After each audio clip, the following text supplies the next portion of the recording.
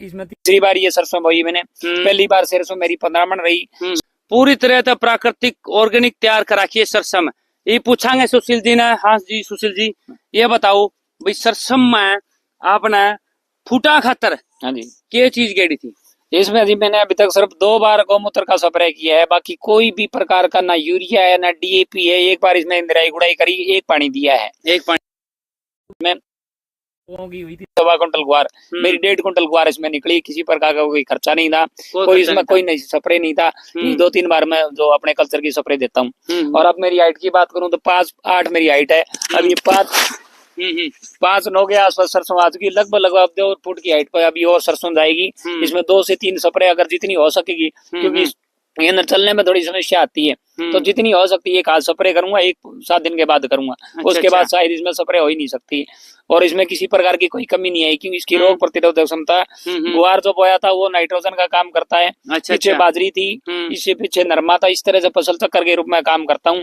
Plus इसमें जो घास होता है उसमें सड़ा देते हैं, तो सड़ाने से जमीन को अपना पोषण को मिल जाता है। अच्छा, जो घास का आपने क्या, जो घास तो पैदा होना है धरती घास के लिए हमने जो कस्सी से इसके अंदर वो निराई गुड़ाई कर दी थी। अब ये थोड़ा मोटा है, वो साधन के रूप में रहेगा। और ज्यादा बड़ा हो जाएगा, कहीं ज्यादा है तो वो काट के पशुओं को खिला देंगे। अच्छा, नोड़ा काट दिया था मतलब? हाँ, नोड़ा एक बार बाड़ी में नोड़ा काट दिया। उसी तरह एक निराई गुड़ाई की थी। बाकी इसमें कोई घास दिखा सकते हैं आप, बिल्कुल बारीक देख लो भाई, घास बिल्कुल छोटा छोटा है। घास खातर नोड़ा काट दिया था भाई ने।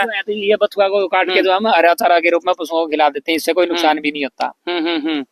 तो इसमें सुशील भाई साहब है, एक बात और बता भाई, इसमें भाई फंगस आ गया या निमोटिड आ गया की बीमारी आ गई, या फिर गला जो बीमारी चल रहा है सरसों में, भाई पत्ता गल गया, सड़ गया, वो बीमारी चलन ला रही सरसों कम है? मेरी फसल में अभी तक तो कोई बीमारी नहीं है। जो लोगों में आ रही थी वो कीटनाशक ज्यादा देने से रोग प्रतिरोधक क्षमता नहीं है, और कीटनाशक देते तो वो फसल के अंदर जान तो है नहीं, तो उसको केमिकल की ऊर्जा कहाँ से वो सहन करेंगे। तो वो करते जरूर, लेकिन उतना असर नहीं होता। मेरी फसल में फिलहाल कोई रोग नहीं है।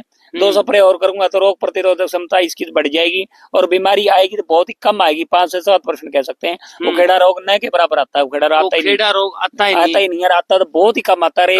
उसमें प्राकृतिक खेती में नुकसान नहीं होता। केमिकल में मार्केट से लेके आनी होती है, फिर आगे करनी उतनी में तो मैं 2 बार स्प्रे कर देता हूँ। और ये देखिए किसी प्रकार की ये फूट जो हर कली में फूट चल रही है। ये देख लो किसान साथियों, सरसों ये देख लो भाई, हर फूटा देख लो भाई, हर कली में फूटा अलग अलग बहुत तरीकत है, बढ़िया तरीकत है।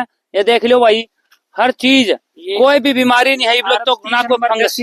30 नंबर देसी वैरायटी थी, 5 साल से यही बीज को बार बार मैं बो देता हूँ। उसको छलनी से करके हर बार धीरे धीरे बीज की जो प्रजनन क्षमता है, उसकी जो क्वालिटी है वो बढ़ती जा रही है। अच्छा, एक बात बता, अगर बीमारी आएगी, हाँ जी, मान लो आपका 1-2% बीमारी आएगी सरसों में, हाँ जी, तो किस चीज का स्प्रे करोगे फिर आप? रूटीन में वही मेरे कल्चर की स्प्रे करता हूँ। बाकी और मार्केट से किसी प्रकार की स्प्रे नहीं लेके आगी वो उसी स्टेप में मैं परमात्मा के भरोसे, मेरी गौ माता के और धरती माता पर आश्रित हूँ। मुझे धरती माता इस दुनिया पूरे ब्रह्मांड को देने वाली है। तो किसान तो अपना दिमाग ही लगाता, बाकी धरती से ऊपर नहीं हो सकता। वो हमें चलना इसी धरती पे, इसी से पोषण लेना होता है। हम इससे ज्यादा समझदार बनते हैं, लेकिन इससे ज्यादा समझदार हो गए हम कुछ कर नहीं पाए हैं पिछले 70 साल में। भले ही अन्न के भंडार हो, लेकिन वो सारा जहर खा के आज हॉस्पिटलों की लाइन लग रही है। ठीक बात है। हम जो जितना 6 महीने से कमा रहे हैं ना, वो 10 लाख रुपए Jaipur Apollo hospital, Delhi, Karnataka, Bombay, Canada, America, वो वहां आगे देने, तो उस कमाई का बेनिफिट क्या है? इससे अच्छा हम आधा बोले, कम खा लें, लेकिन स्वस्थ तो रहे।